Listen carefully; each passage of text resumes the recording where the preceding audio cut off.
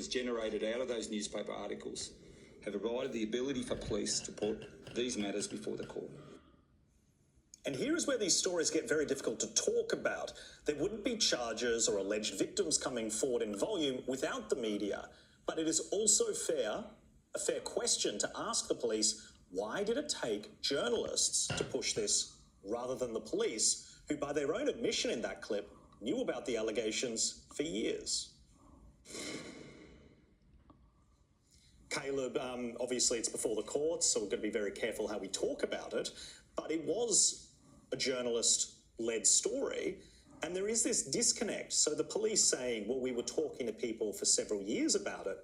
It never manifested in charges. It never manifested in an investigation, particularly of the likes we've seen. It kind of shows that the role that the journalists play, but maybe now is the time for everyone to step back and let that process play out. Yeah, correct. And I think even quite a few people from the left this week, I mean, Quentin Dempster from the ABC and others, Grace Tame even came out and said, if you want justice to be done here, don't talk about it. Because, of course, a lot of people who are ideologically opposed, in particular to Alan Jones, have been very quick to come out and say that he is guilty. Well, if you actually want any sort of conviction to possibly be achieved in this case, or for a trial to be run in a fair manner, you can't go around saying those sort of things. I suspect in cases like this, where the police may well have been investigating a matter for a number of years, when you're talking about what is largely cases of circumstantial evidence, or you might put it as a he said, she said case, you need enough evidence to actually go to court and try to prosecute someone. And so the media reporting these things will naturally encourage people to come forward, and that then allows the police to build a case that they could potentially go and try to prosecute. It is an awkward look, though, because you have journalists such as, say, like Hedley Thomas, who specialises in that podcast format where he looks at historical things that have happened, cases that were never closed. I've got to feel it's an awkward look for the police to have a journalist on the front page say, you've got indecent assault, indecent assault, indecent assault. Know that you were talking to an alleged victim but weren't able to get it over the line. Yet Kate McClymont could. She found the victim. She spoke to the people.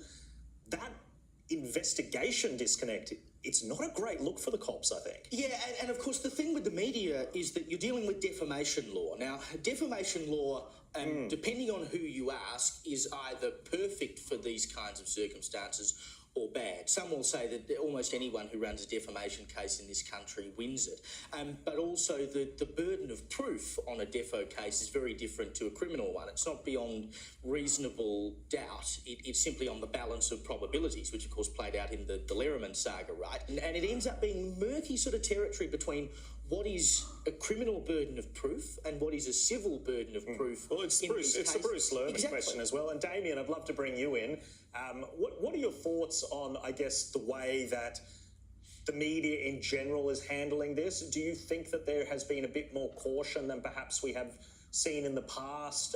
I guess in the Bruce Lerman saga with Brittany Higgins, the anonymity was forfeited by Brittany Higgins, which complicated the reporting.